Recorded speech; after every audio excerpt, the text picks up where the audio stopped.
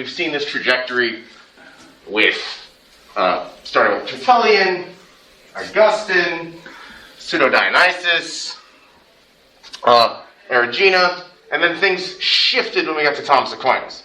Now we're in Aristotle mode. Okay, with Thomas Aquinas. And then, so, really, what's in the air right now? Thomas Aquinas. And then later we get these two who complement each other. One is, I'm going to talk about today a little bit, William of Occam. Sometimes that's spelled Occam, not really Latin, English. And then also in there, John Duns Scotus. So I'll say this here. So Thomas Aquinas, really the principal example of the scholastic method. So something that's going on in the Middle Ages. Notice I'm calling it the Middle Ages, which is, a term that comes after the fact. In middle of what? From the ancient world and now. When's now, though? The Enlightenment, like the 1700s. We look at the Middle Ages, and that's what happened in the middle. Nothing was going on there. Stuff was going on there. I refuse to call the Middle Ages the Dark Ages. There's nothing going on. That's nonsense. All you gotta do is look at the Islamic world, look at China, lots of things going on. And also Europe, scholasticism is intellectually impressive. So is there a lot of stuff going on with like the Black Plague? Sure. Has modern medicine come around yet? No. But that's very recent. I just learned last week how George Washington died. Okay. How did George Washington die? Now this is pretty recent, right? We're not talking about the Middle Ages, but I just want to... How did he die? He had a sore throat apparently, and his physicians bled him to death. Because, his humors seem out of whack because he has a cough or something, or sore throat. He was just having a bad day, and they bled him to death. Now we're not talking 1,000 years ago, we're talking a couple hundred years ago, here on this continent. So, modern medicine is very, very recent. But in the Middle Ages, I refuse to call it the Dark Ages, stuff's going on. Okay, there's a lot of political problems in Europe, but stuff is going on. It's not as though intellect has stopped. So, what's going on? With Thomas, we have that influx of Aristotelianism, and that really continues. You could say Protestantism is in many ways a protest against Aristotelian incursions into Christian thought. To some degree. That's not wholly it, but that's definitely a part of it.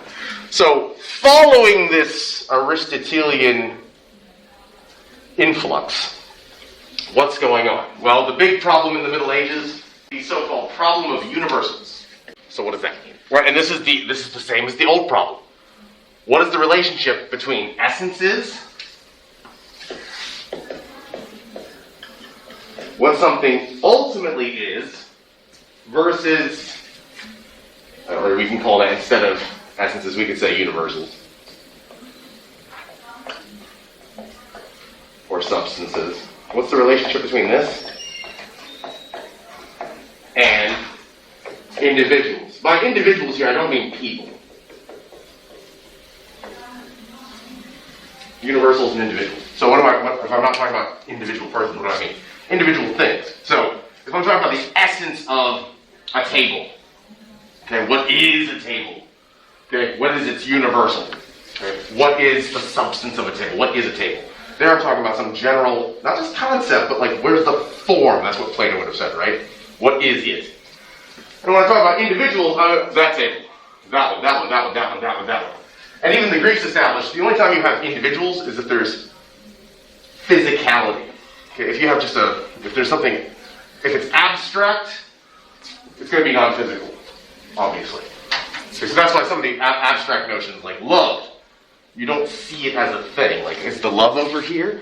You're not going to find it. Okay, but so when we're talking about individual stuff, that's here in the world. Okay, particulars, too, for Plato, right?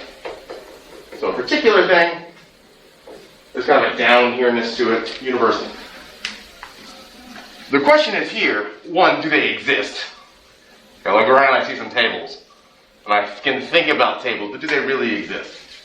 Okay, so that's the question here. And does this fit with Christianity?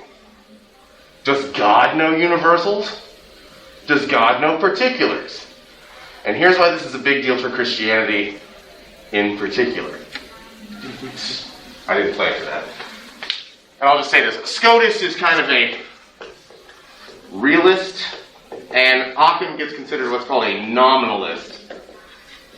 I think that's too extreme to call him that, so I'm going to call him a conceptualist. But they're really indicative of these points. In Christianity, what is God? Quid est Deus? What is God? Well, we could do it now. Again, for on some is that which nothing greater can be. Alright, sure. What kind of stuff is God? Like us, we're human beings. We're body and soul. Sure. Enfleshed souls, spirits. Cool. What is God? God is, we established this when we're talking about the Nicene Creed. One what? One essence. One substance. He's one thing. But he's also, at the same time, three persons. Alright. That means there's universals and particulars involved in God. So God is one essence and three persons. So look, he's both essences and individuals. The Father is not the Son.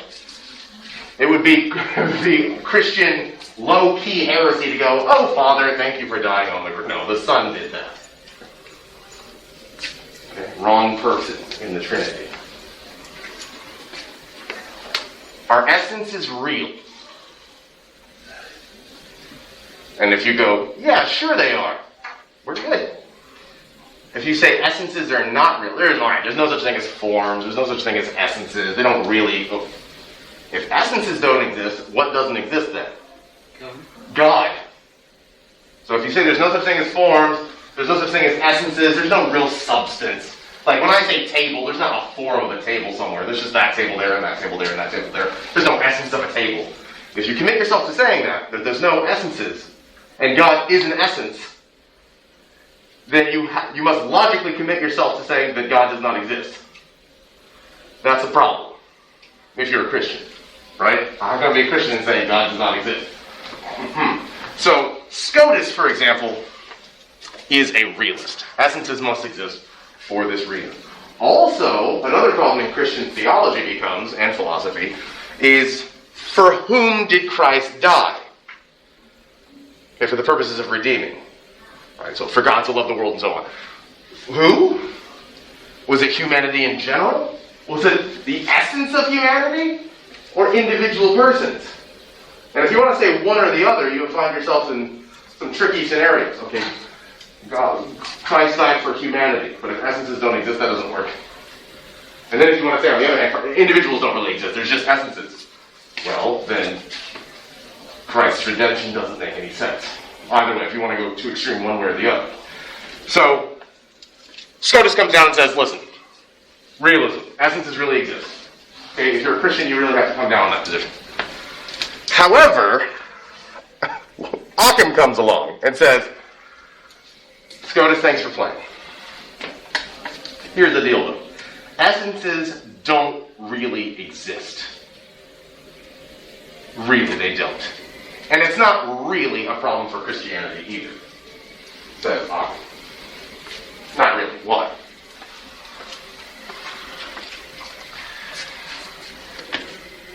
And Occam, in many ways, is the forerunner of modern thought. Yeah, he's in the Middle Ages for sure. But probably most of us are conceptualists or nominalists today. Okay, if when we were talking about Plato, if you thought forms, really? Abstract notions floating up in some other world? That sounds kind of ridiculous. Probably because you're an Occamist and don't even know. In what way? Essences aren't real. Concepts are, in a sense. So what happens is, It's not like there's, for Plato, remember, there's not tables or human, there are, but the real table is elsewhere. Okay, up in the world of forms. The real humanity is some abstract, immaterial notion elsewhere. Okay, the form itself. Whether we were floating there or not, its reality is elsewhere. And for Aristotle, it was kind of it's there. There's some formal cause that's there. There's some extra thing. You can't really see it looking at it, but you know it when you see it. Occam says, you know how we know what a table is? We saw a table, and then we saw another thing like it, and we saw another thing like it, and then we generalize. We generalize some common denominator, put it together and go, that's what a table is. And Occam says, it's not really that difficult to figure out. So like in here, the tables have 2 legs. Okay, so let's say we've only seen 2-legged tables. Now we see a table with 4 legs. Oh no, what do I do? Well, I kind of looks at the other 2-legged things I've already seen. It's a table with something slightly different. But I know what it is. And I can figure it out, and that's what we do. No, that doesn't mean that I have to go, well, how do we know this? There must be forms that exist elsewhere. There must be essences elsewhere. No, like, your head just made it up. You, with your mind, generalized. You're not recognizing some formal cause out there. You're not recognizing or remembering some forms from elsewhere. Your head's putting it together. Now, he has no notion of a brain doing the thinking. So I'm using head there colloquially. Right, what's going on in here. So it works. So we have concepts. Now, nominalists are more extreme. Like, there's not even concepts. They're just words that we say. That's what nominalism means. It's just terms. But sure, there are concepts that we have. Like, we can talk about tables. And we can talk about humanity. And we can talk about the essence of God. But when you go outside and you leave your house, you're not going to find any of those things, the essence. You're not going to find them out in the world. They don't exist in that way. Well, let me go find the essence of God itself. You're not going to find it. Are you going to find humanity itself? No, I can find some humans. And they are members of humanity, but you're not going to find humanity itself because it's not out there. It's in here. And by that I don't mean you're remembering it.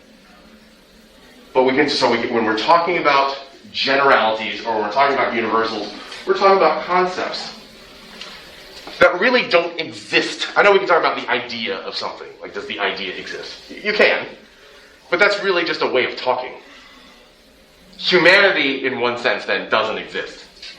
Yeah, we can talk about it. Yeah, there are human beings, but you're not going to find the generality itself. And that's what Occam's all about. And also, okay, well, wait a minute. Doesn't this challenge Christianity? How could this be true? If God's an essence, but you're saying essences don't really exist, Guillaume, what do we do then? Well, here, he also makes this division that goes back to something that Ibn Rushd said as well. And Thomas to some degree, but he even makes a harder claim. Okay. Look, there's faith and reason.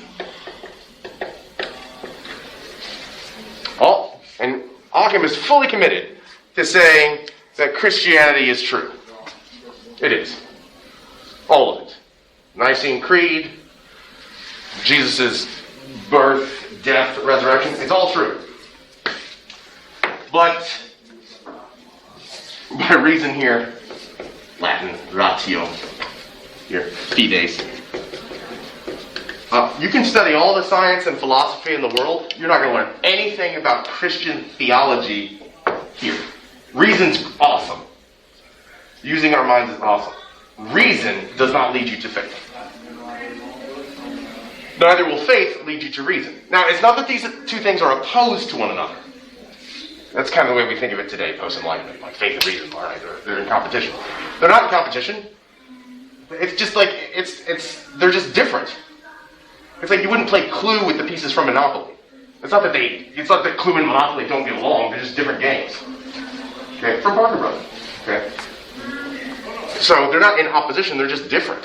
And so reason, if by studying the world, okay, in the sense of like science, by looking at nature, you're not going to find anything about Jesus. You're not. None of that revelatory stuff. You're not going to find it out there. Because that's different.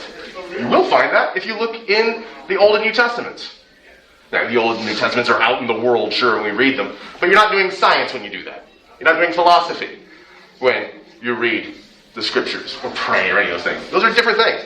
So all that stuff about, the essence of humanity, the essence of God, that's not really a scientific or philosophical question. That's up to faith to believe it. It's not something like when we're doing this stuff about do universals exist, does God know? Does it matter? Because all that stuff about God is really in this department anyway. So stop doing this and calling it science. Like Thomas said. And he's not that he's opposed to Thomas Aquinas, but Thomas Aquinas begins that Summa Theologiae, that big book. First question, if you open it up, it's huge. Usually in multiple volumes. And even if you just Google it. First question in there is theology a science? To which Thomas answers, well, of course it is. Now, of course, by science, scientia, he means it's a branch of knowledge. But as the Middle Ages starts to develop in Europe, science it's getting closer to more of what we think of it as. It's not there yet. But he's like, this is not theology. We believe in one God, the Father Almighty, maker of heaven. That's not science. It's true, but it's not science. So stop treating it as if it's something discoverable or it needs to be proved. Because that's not something that really matters to the mind. It matters, if you will, permit me, to the heart, colloquially. I don't mean that aortic pump in your chest. Alright, but it's not something mental. Faith is not. And also, Occam gives us a principle that bears his name, although usually it gets misapplied. Don't multiply metaphysical entities beyond necessity. Cool. What does that mean? Okay, remember how, and this is just a simple deductive principle. So remember how Thomas had 5 ways for the existence of God? Okay. Well, does that prove that there's one God? What if there is a God who is the first mover, and a different God who's the first cause, and a different... How do we not say there's 5 gods? And this is called Occam's Razor, is the principle. If there's multiple metaphysical agents, assume the least amount of stuff going on. So colloquially, this gets said, Occam's Razor can be shortened to, the simplest explanation is probably the best. Okay? Now, it's not exactly Occam's Razor, but I think we can apply this colloquially into other situations. Let's say here in Aiken, I'm in Hitchcock Woods, and I hear hoofbeats. Okay? I'm going for a walk, I hear hoofbeats, and I go, I think I hear zebras. What's the problem with that? Is it possible? Sure. Is it likely? No. What am I probably hearing? Horses. Now, it's not impossible that it's zebras, it's very unlikely. So, in other words, Occam's Razor is the principle colloquially applied, that the simplest explanation is probably the best. Doesn't mean it is correct. Okay, it's just like, can you imagine like being a crime scene investigator? Oh, the victim here has a gunshot wound. What do you think caused that? Maybe he was stabbed. I think he was shot. Maybe it was aliens. We could see the bullet. How did they get there? Maybe it magically appeared in the person's chest. They were shot! Okay, so Occam's Razor, generally speaking, is the principle. The simplest explanation is probably the best. It doesn't mean that it is true. Probably true. Now, for Occam, this is relegated to just talking about metaphysical entities. So, don't assume there's 5 gods. Assume there's one God. Like, it's one doing 5 jobs. Because that requires the least amount to assume. Okay, so that's the way that works there. But so then, with that principle too, and this notion of faith and reason being separate things, there's some things that we can't know using philosophical or, proto-scientific investigation. Is the soul immortal? You're not going to find that out here. Do you go to heaven after you die, or hell? You're not going to scientifically find it out. Okay, it's a matter of faith. Does God exist? Really? You're not going to find that here. And of course, he believes that all these things I just said are true. Yes, the soul is immortal. Yes, God exists, but you're not going to find it with scientific inquiry or philosophical inquiry. That's theology. You'll find it in the scriptures. This stuff is known only through revelation. Only because God goes out of his way to tell us this stuff do we know the aspects of faith. That's what revelation means. Not the book of Revelation, but Revelation as a concept. Oh, that's kind of a big deal. Because the Protestants, in many ways, are Alchemists too. Or pick up a lot of these Alchemist ideas. Yeah, there's not really essences. Now that seems, well, what does that have to do with Protestantism? Well, consider what I said last time about transubstantiation. This is what Baptists are good Alchemists. Okay, the bread and wine, bread and grape juice. Is it really the body and the blood of Christ in essence? No. It's representational because that stuff is not really, literally, the essence of his body. It means that's Occam coming through in Baptist theology. Okay, because it's still a matter of faith, but it's not really that stuff. Not that Baptists deny essences and other things. There's a little bit of Occam trickling through there.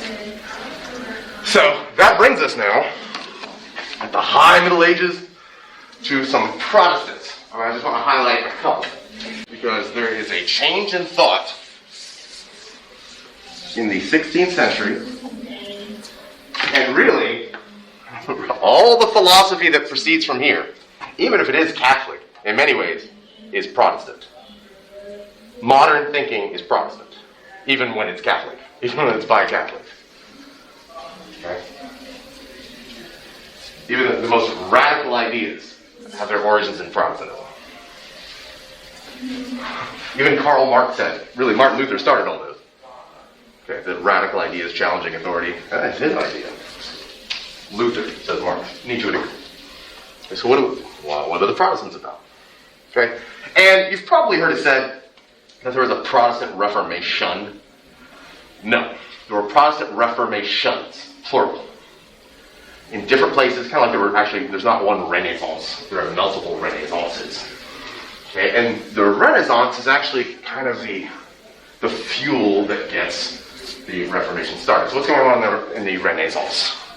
The rebirth. Well, we've got these medieval ideas, right? Okay. Strong Aristotelianism. Okay, but most of the stuff that the medievals had from Aristotle came from what came from the Islamic world. What happens in around this time, 1300s, 1400s, 1500s, the so-called Renaissance, or Renaissances, people get really interested in this stuff called humanism. Now, that humanism really means something different today. Like today, when we think of humanism, we're probably talking about what is called secular humanism. That only humans matter, or we make up our own ethics, God's irrelevant. That's not humanism in the Renaissance. Humanism in the Renaissance is really, like, what building is this? What are we in? What does the H stand for in this building? Humanities. It's that.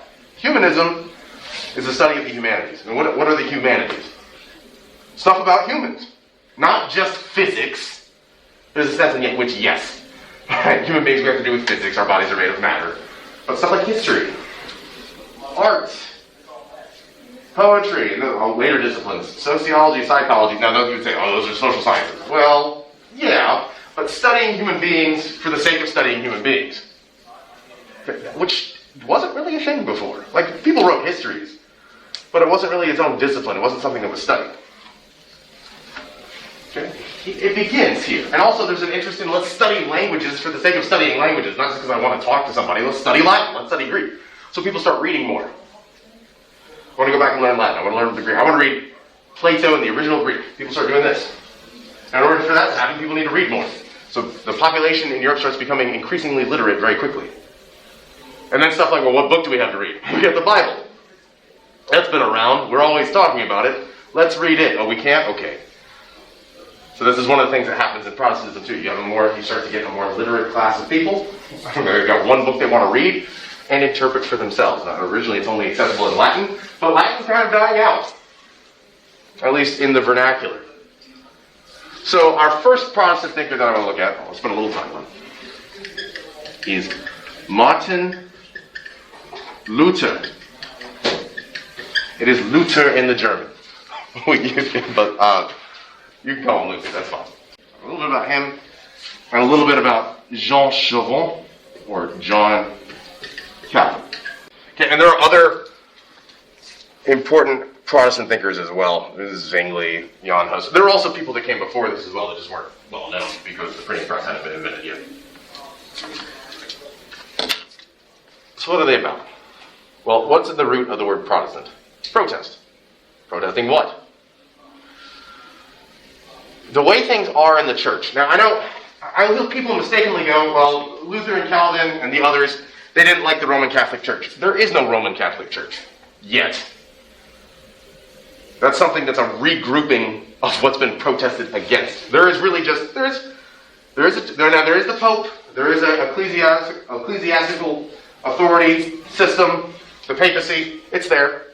There's the Roman Church, the Roman See, that's there. But it's not really, and it's Catholic, but it's not the Roman Catholic Church as such. But basically, these Protestant thinkers look at this and go, we need to fix this.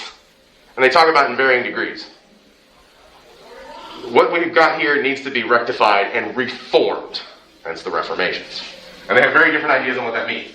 Some of it involves ecclesiastical stuff. The church needs to be organized in this way. Some of it involves theological stuff. We need to fix the way we think about these things. And all kinds of things. Some of it involves politics. I'll explain that, especially when we get to Luther now. So, Luther, and keep in mind, these people grow up what you would consider Catholic. Okay, all of the Protestants. But they have different ideas on what we need to do to fix this. Because something's gone wrong in the church and it needs to be fixed. So, Luther, Augustinian monk. And I'll just say that eventually he ends up getting a PhD in theology. There's a lot of other stuff that happens to get him there. So he's a professor of theology, of Bible, at a university at Wittenberg in Germany. And what happens is, he starts actually reading the New Testament. Okay, going, you know what? Some of this stuff that it says in Latin, okay, and if you actually go back and look at the Greek and stuff too, some of the stuff that the Bible says is different from what we're proclaiming in theology. And it really seems like a lot of stuff that we've talked about in theology is really coming from Aristotle and not the Bible. So it says, like, for example, in ethics, what are you supposed to do? Well, be a good person. Okay, cultivate virtue. That's what Thomas Aquinas says. Thomas Aquinas has a big book on the virtues. Okay, and we should cultivate particular virtues. Interesting. Half of your virtues come from Stoic philosophy and not from the older New Testament. And a heavy emphasis on Aristotle's books on ethics. Why are we not looking at what, say, Jesus says on the Sermon on the Mount? And so Luther even has like a public debate in 1516. And he's not a Lutheran yet. But he says, we need to, and he says, Plotinus, Porphyry, who was the student of Plotinus, Aristotle, I want to debate some points about this that are problematic. Okay, where it looks like there's too much Aristotelianism, there's too much Neoplatonism, and not enough Bible. And so he kind of makes a name for himself there. And then the following year, 1517, he has 95 points that he wants to debate. These are called the 95 Theses. Now, did he actually nail them to the door on Halloween 1517? I don't know. Maybe, maybe not. That's irrelevant. What is important is his notions, and he just had points that he wanted to debate, like, is Aristotle should we really be studying Aristotle when we're talking about Christian ethics and things like that? That's really his problem at this point. The thing is, his 95 Theses went viral in 1517 because of the printing press. So there had been protests before. The church is doing this, but they were very local because they didn't go anywhere. The Gutenberg printing press exists in Europe in the 1500s. So somebody, I don't know who it was, took the 95 Theses and printed them, and all of a sudden, very quickly, it's everywhere. Everybody's reading it. That didn't happen 50 years before. Okay, it's kind of like today, we have social media where things can go instantly. So it wasn't quite as instant as now. But before the printing press, if you wanted something to be communicated out in the world, well, let me see that. Let me copy it. Let me start. And you're going to have to start doing it yourself. Okay, the printing press, well, even that's a long process, getting all the little tiles, to, getting them ready, getting them inked up. It's still quicker than, all right, you want another copy of the book? Let me start writing it down from the beginning. Okay, so this is new technology. By our standards, it doesn't seem very significant, but at the time it is very, very significant. So all of a sudden, everybody's talking about Luther's points of debate. And so people even in Rome are like, who? Martin, why is this person making us look bad? And Luther just wanted to have like a local debate about some ideas, but it ended up blowing up. And then as a result, people remember now, more people are literate now too, because of the Renaissance. So people are reading this and go, what's this Aristotle stuff about? Let's go read that. Let's figure out what's going on. He says it's not in the Bible. Things like, let's go read the Bible. No, stop it. So what happens, I'm going to cut a long story short. Some people that don't like Luther around try to kill him. Okay, others, there's a prince in Germany that kind of keeps him safe in Saxony. And just over time, what starts to happen is this. I'm going to talk about the political elements and why this is important. In Europe at the time, you have a papal system, and it's feudal. So you've got, your local baron, maybe there's a duke, maybe there's a count, maybe there's a king. Okay, but really, the Pope's really in charge. What happens is, Luther ends up writing books later where he's in safety about, now that I look at this more carefully, a lot of the stuff that we're doing, there's more stuff that's wrong. Okay, he translates the Bible into German by himself. It's still around, in English, the big one of the time is the King James Bible, right? The Luther Bible, the Luther Bible, is the one that's still around in Germany, right? That's kind of like the old school Bible in Germany. He does that, but what happens is, the prince that defends him realizes, stuff like the papacy, that's not really a Christian idea. So if I follow Luther's conclusions, this means I really don't have to listen to the Pope. And really, it's my Christian duty to maybe not even listen to my Catholic king. And then there are others, no, we're going to stay Catholic together. So what happens is there's all these Protestant-Catholic conflicts. It culminates in the 30 Years' War in Germany that ends in 1648. And what happens in 1648 is basically there's a treaty, the name of which escapes me right now. But in 1648, there's a treaty that basically says, okay, whatever you are, Lutheran, Catholic, Calvinist, Baptist, whatever it is, you're not going to fight other countries to spread your Protestant belief or your Catholic belief. Because what would happen before is, I can't believe that there's Catholicism still in Poland. Let's go there and get rid of it. On the other hand, I can't believe there's Protestantism in Scotland or what have you. Let's go there. This is part of what has led to problems in Ireland and in Europe and all kinds of other places. Right? You have these conflicts. But in 1648, basically, there's all right, we're done. And this is also what affects the First Amendment of the United States Constitution. This is why there's a Congress shall make no law establishing religion. Why? Because it's messy. Because it's all this conflict. Well, I'm not explaining all that conflict. That's going to be in the atmosphere. There's all these different ideas. But also there's this new notion that you can challenge authority. Because that's what Luther was doing. It wasn't just, get with the program. Yeah, maybe you're right, but we're going to do this anyway. No. Challenge authority. Protest. Now, Luther wasn't doing this on purpose. If anything, Luther has a very old-fashioned kind of mind. Even for the time. He wasn't trying to come up with, he wasn't a revolutionary. It just so happened things worked in such a way that he says, we need to completely change things. So stuff like the transubstantiation stuff that Thomas talked about, that's Aristotle. Get rid of it. None of that's happening. It's much more mystical than that. And so Luther will say a lot of things about the notion of reason. For example, he says, die Vernunft, that's reason, ist das größte Hindernis in Bezug auf den Glauben. Reason is the greatest enemy of faith. Whoa, what do you mean by that? When he says reason, he doesn't mean thinking. He means Aristotle. Aristotelian thought gets in the way of Christian faith. Because Christian faith actually kind of looks absurd. It's kind of illogical. We Christians, says Luther, we are both saved and sinners at the same time. It is ridiculous that God would go out of his way to save us puny human beings, but he did. And how did he do it? Through faith. It's not through the sacraments. It's not through getting enough bread and wine. It's not from a priest doing anything. It's from what Christ does, says Luther. So that's why in Protestantism there's what's called the priesthood of all believers. What does that mean? I don't need a priest. It democratizes religion. It democratizes the Christian religion. I don't need to go somewhere. I've got me, God, and the Bible. I don't need anybody else. Now, there are churches, obviously. But I don't have to resist. I don't have to rely on outside authority or some kind of stratum to make this work. That's what's a very important Protestant principle here. I don't need an external apparatus. It's not necessary. Now, all the Protestants are going to say, yeah, come to church. But I don't need it. Whereas in Catholicism, if you don't get your infusion of grace from the priest, you're going to go to hell.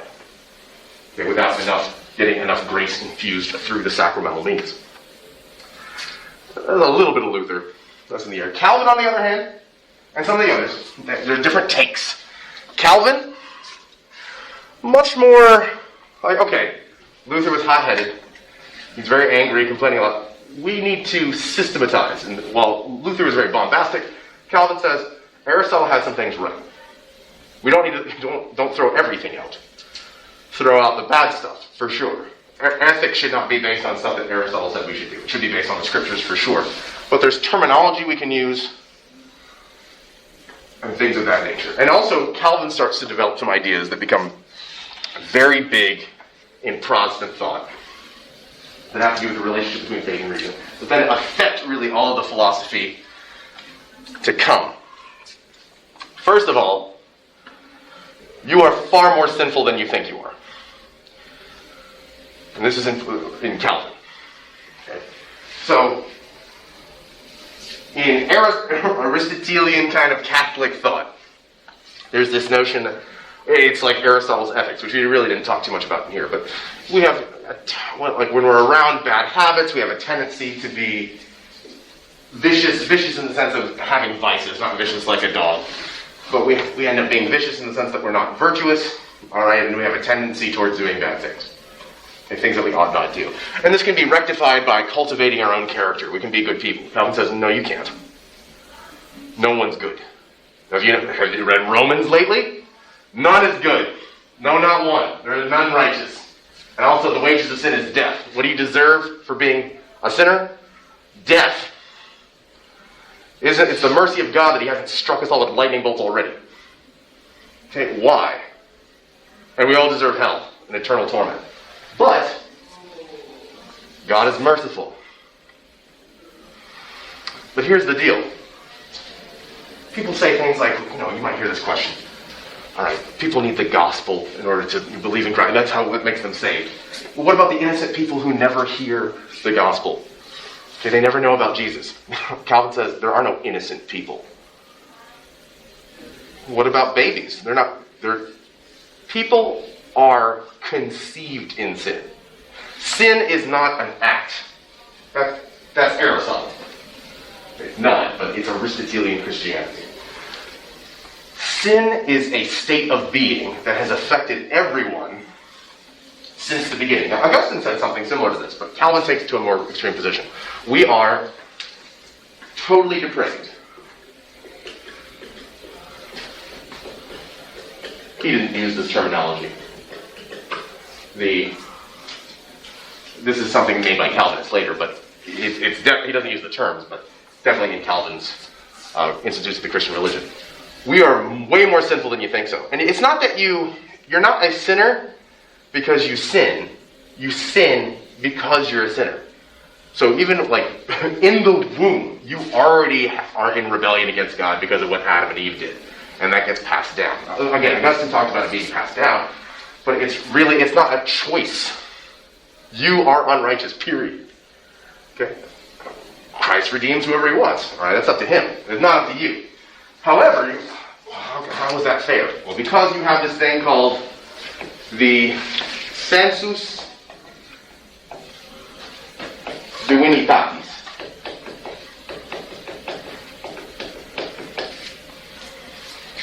Or in French, connaissance de Dieu. Because Calvin's writes in Latin and in French. Because that's new, just like Luther wrote in Latin and in German. what is the sensus divinitatis or the connaissance des yeux? You know that God exists. Everybody does.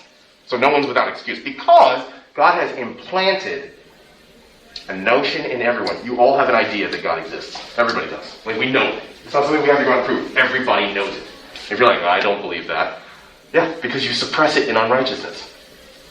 So what you do is, everybody knows that God, the God, not some God, the God exists. And what they do is, whether it be children or unbelievers, everybody takes this and it's like trying to keep a ball down in a pool.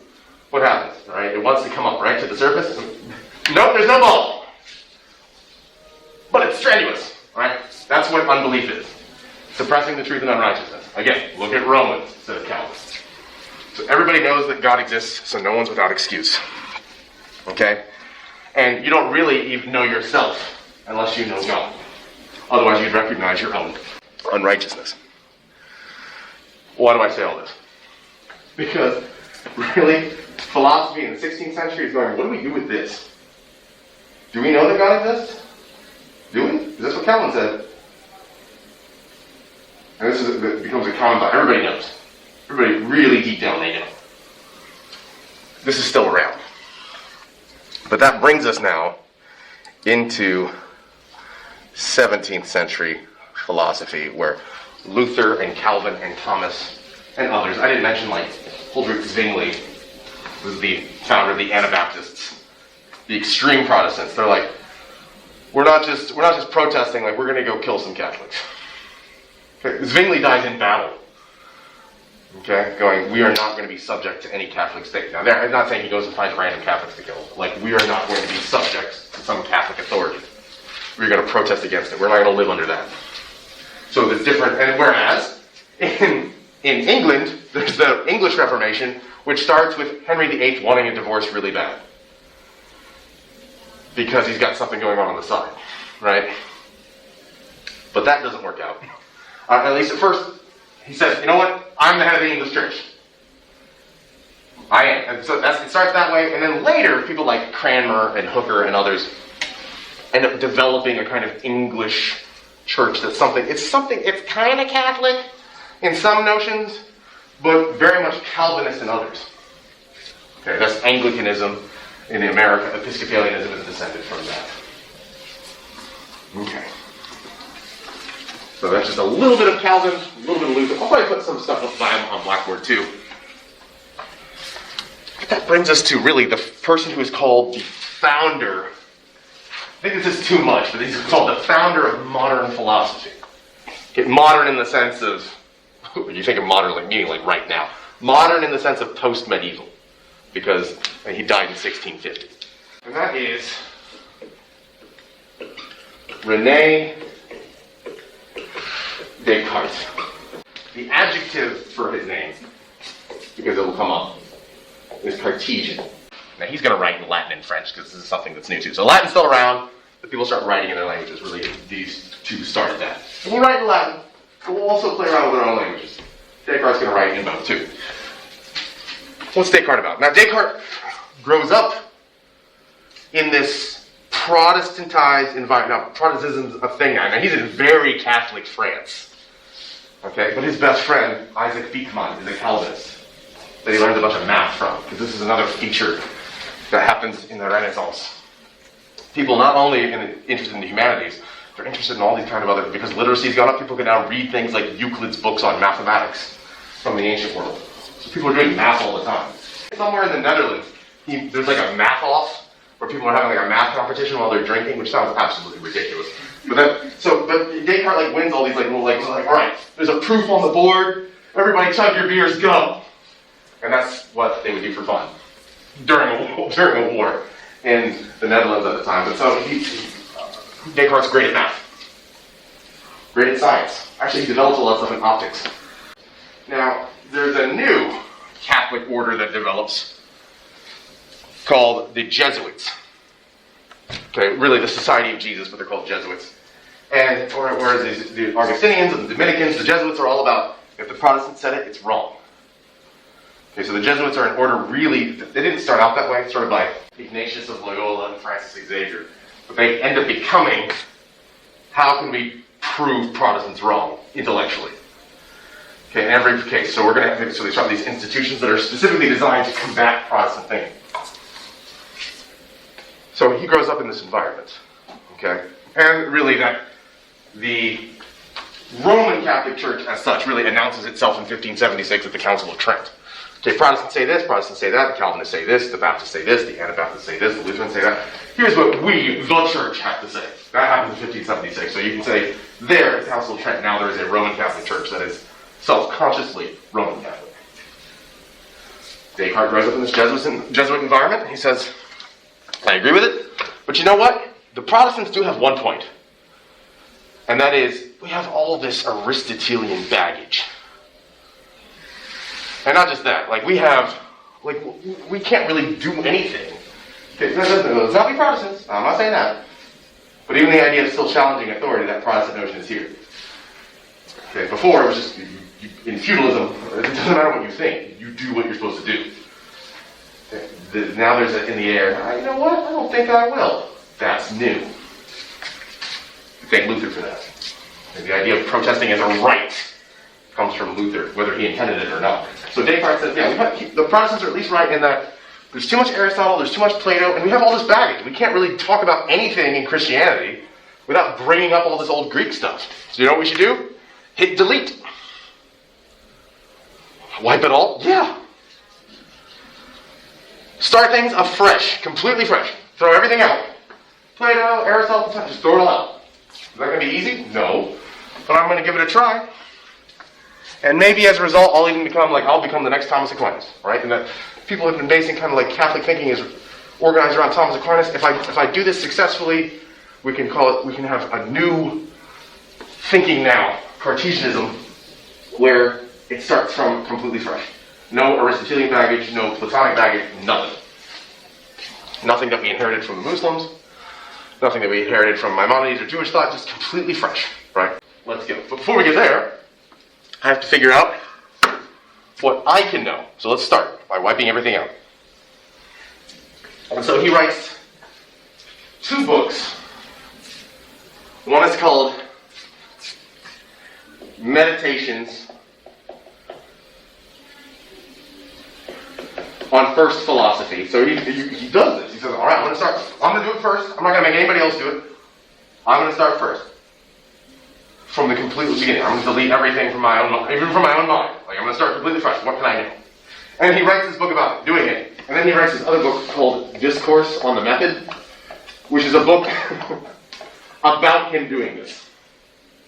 Which is great. And actually, Descartes is surprisingly, even in English translation, Descartes is surprisingly easy to read. Whether or not you agree with his conclusions or not, surprisingly easy because he's just talking to you very casually as he's going about this. So here I am starting from the beginning. He says this, very, very, very opening paragraph of the Meditations. He says, several years have now passed since I first realized how numerous were the false opinions that in my youth I had taken to be true. Did you ever used to believe something and now you look back on it and you're like, I can't believe that. I believed that. Okay, maybe it was your favorite movie when you were 10 and now you look at it and you go, I can't believe I was into that. Maybe you got over a phase. But even things about the world, you might think, I believed something when I was younger, now I can't believe I used to think that way.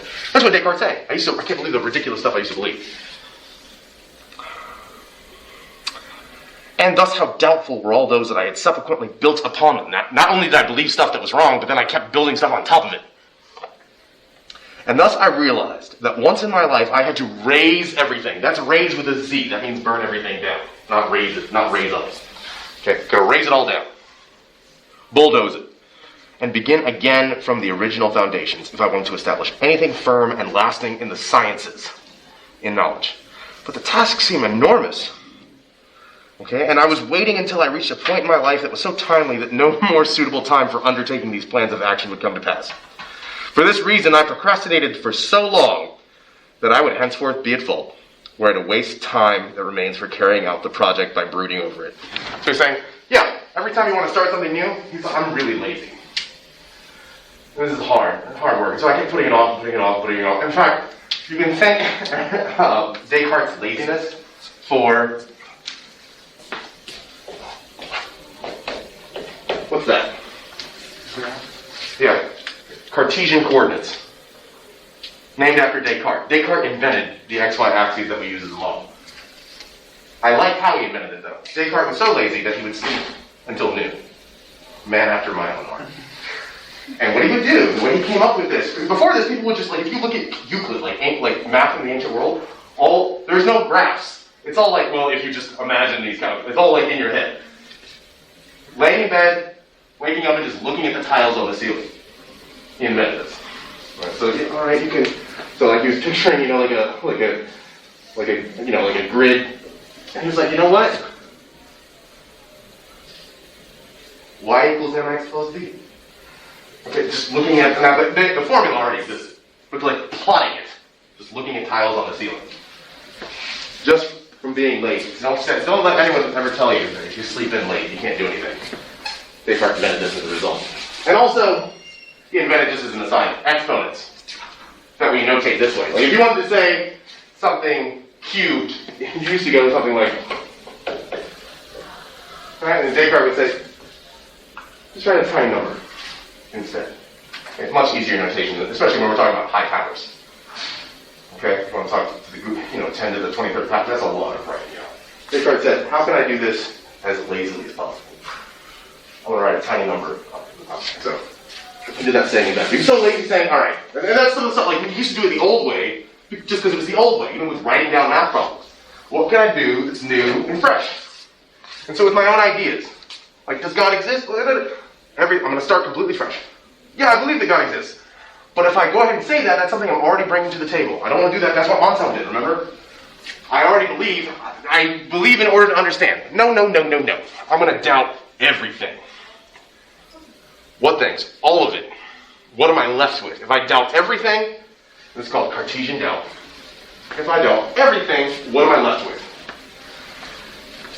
And for our purposes, he said, alright, if I start doubting everything, if I doubt everything, what am I left with? If I carve everything out? Well, the Bible should, take it away. What am I left with if I start with nothing? Well, he tells us. And he tells us this in Discourse on the Method, Book 4. I'm going to turn right there. Where he says, here's what I was left with. This is his book about talking about the meditations. He says, I don't know whether I have to tell you about the first meditations I engaged in there. I did. So, here's what I did. For a long time, I noticed in matters of morality, one must sometimes follow opinions that one knows to be quite uncertain. So when we're doing ethics, we're like, yeah, murder is wrong because, why exactly? Like, we know it, but how do we know why something's the case? Okay, and we talk about it just as if it were indubitable, like it can't be doubted, like, well, that's wrong. Well, yeah, so I then desired to devote myself exclusively to the search for the truth. I thought it necessary that I do the exact opposite and that I reject as absolutely false everything in which I could imagine the least doubt. Right, if I could even doubt it a little bit. Nope, not going to believe that today. In order to see whether after this process something in my beliefs remained that was entirely indubitable. That means can't be doubted. Thus, because our senses sometimes deceive us, I wanted to suppose that nothing was exactly as they led me to imagine. And because there are men who make mistakes in reasoning, like so sometimes our senses, we think we see something, or we hear something that's not there. So our senses lie to us, so maybe I can doubt everything that I sense. Then maybe it's false, maybe I'm in, like today, maybe we're in a simulation right now. Descartes kind of get like, maybe we are. Okay, I don't know, but it could be doubted. So maybe what my senses are telling me is not true. I'm just going to say that as a possibility. Okay? And because there are men who make mistakes in reasoning, even the simplest matters in geometry, that kind of stuff, maybe that stuff I'll reject as false all reasonings that I had previously taken for demonstrations. Everybody could be wrong. Okay, I don't know. People do write math on the board and they say, yeah, that's correct. Maybe it is, maybe it is, I don't know. I resolved to pretend that all the things I had ever entered my mind were no more true than illusions of my dreams. Doubting everything. Okay.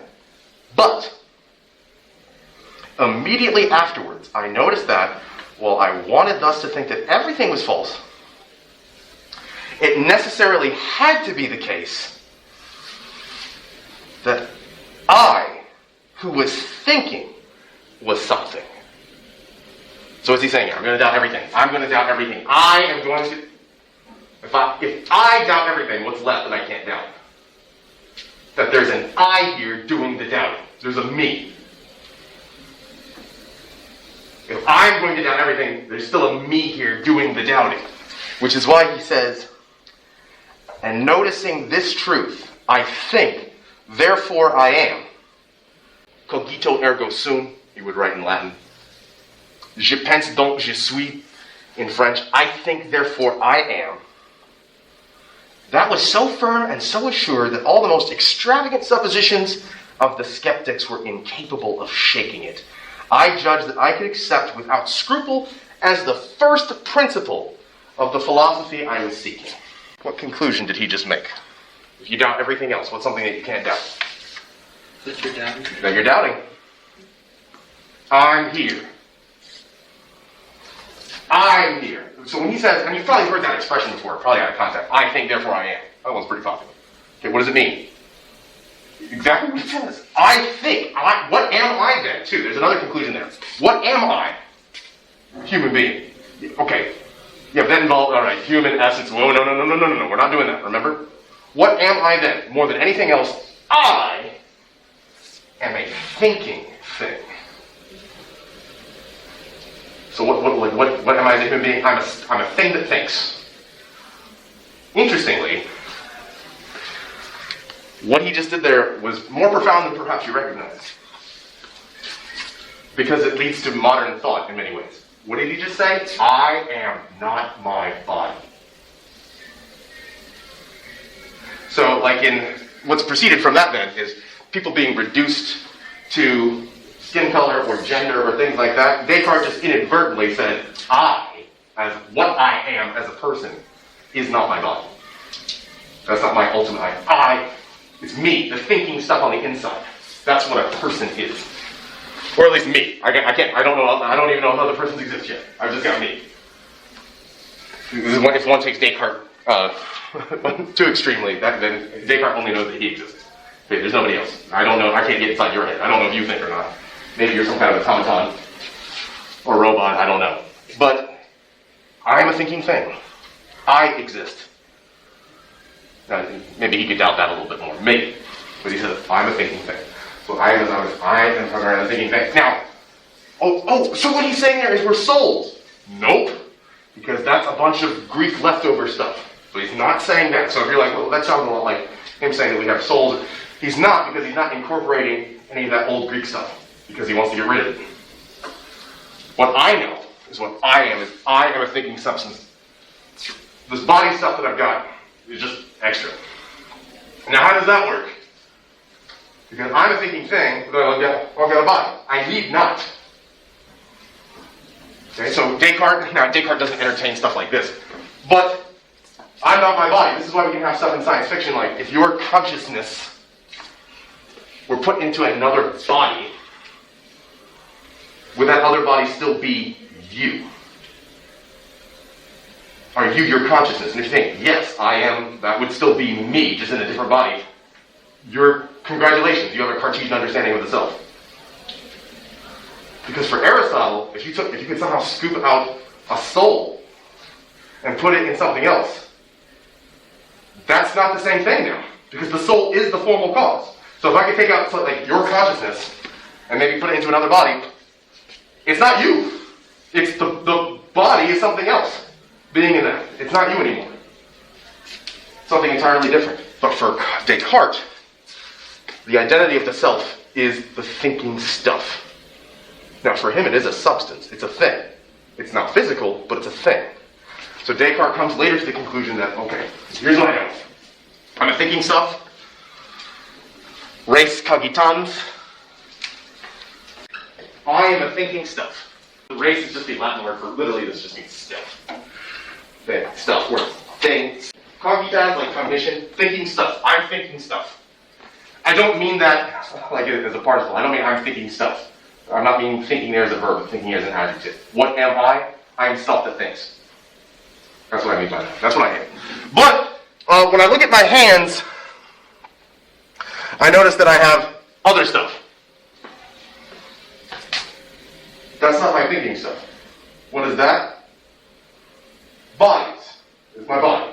And physical stuff. Okay, all the physical stuff around us. There's that stuff. That's the different stuff. That stuff out there, res extensa. The point here is he says this. There's two stuffs in the world. Remember, Aristotle said there's substances, and Plato said there's form and there's matter and there's a scale. There's no scale. But there's two steps. There they are.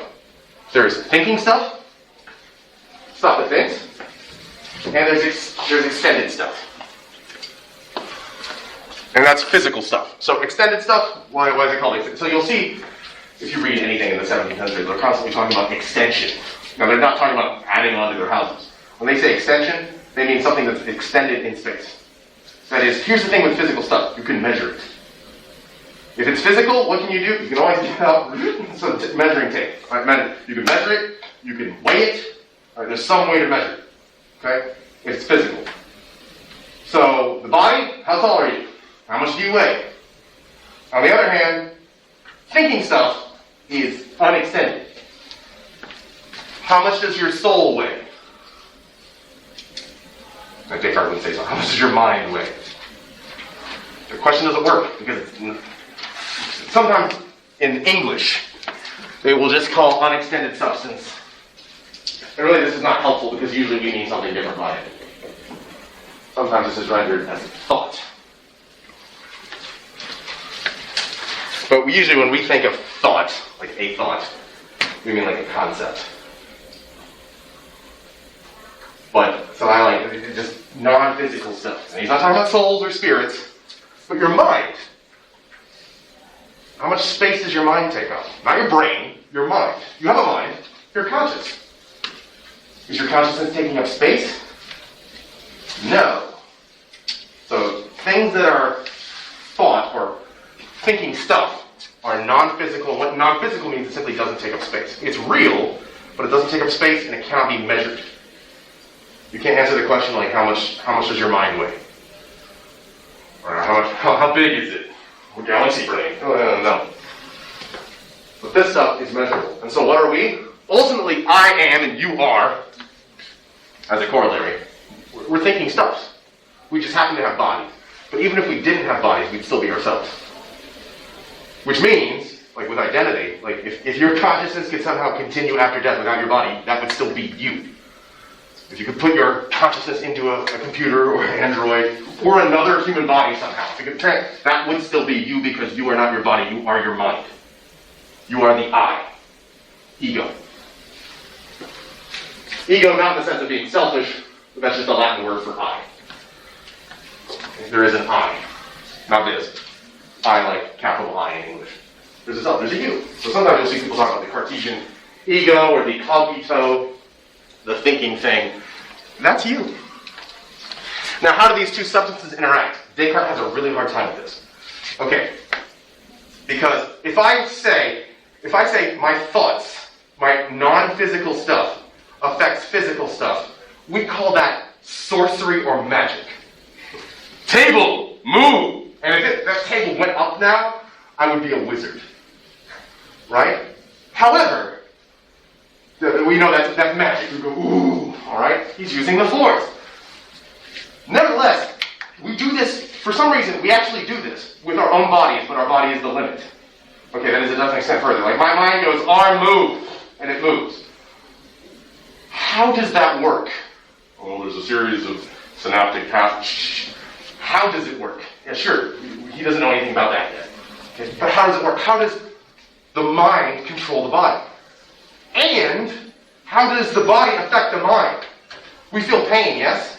And keep in mind, even by modern neuroscience standards, when you have a painful experience, where is the pain? You stub your toe. Oh! Where is the pain? Is it in the toe? Pain happens in the brain. It's in the mind, like the signals go up the nerves into the brain. It's in process. So even a painful experience anywhere in your body, the pain is your brain telling you, hey, whatever you're doing now, stop it. Get your hand off the stove. It's hot, idiot. Take it off. That's what pain does. But the pain is happening in the mind. And all other kinds of sensory experience, like your eyes right now, your eyes don't see. your eyes take in photons. And the rods and cones at the back of your eye will go, send the signal, optic nerve. And in your brain says, okay, fine, put it together for me. Oh, it's upside down, flip it around.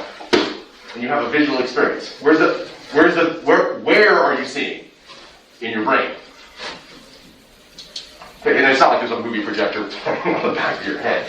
But all that stuff, all the senses that you got coming in, your body is taking just data and it's going all up your nerves, and then somehow your brain puts it together, your mind, your brain puts it together for you and go, there's a contingent experience. The presentation, like I know we think about, I'm right, all this stuff is right outside me right now. Oh, it's really in your head.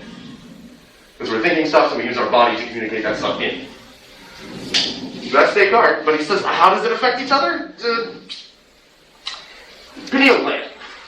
It's a throwaway. Like, if there's some gland that makes these things interact. I guess.